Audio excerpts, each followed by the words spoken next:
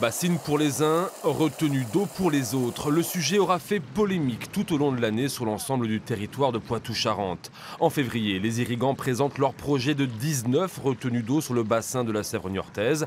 Pour les défenseurs de l'environnement, ces bassines sont un non-sens écologique. La bataille ne fait que commencer.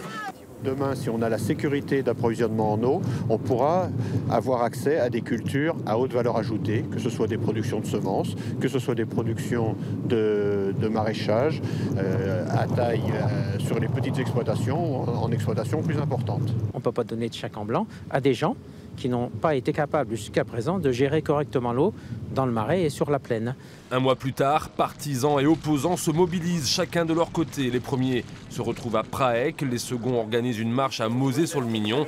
Parmi eux, une certaine Delphine Bateau, députée des Deux-Sèvres.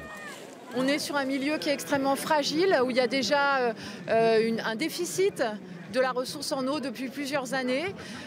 Voilà, donc c'est pas possible, si vous voulez, de faire 5 fois le barrage de Sivins, de mettre 28 millions d'euros d'argent public dans des ouvrages qui vont mettre en danger cette zone humide remarquable. Au fil des mois, les anti-bassines font monter la pression, comme ici, devant la commission locale de l'eau à Poitiers, ou encore à la Garette, dans les Deux-Sèvres, le 6 juin. En septembre, les anti et les pros se mettent à dialoguer lors des premières réunions de médiation organisées à la préfecture des Deux-Sèvres. Des réunions à chaque fois rythmées par les manifestations des opposants aux bassines, comme ici, le 11 novembre à Niort.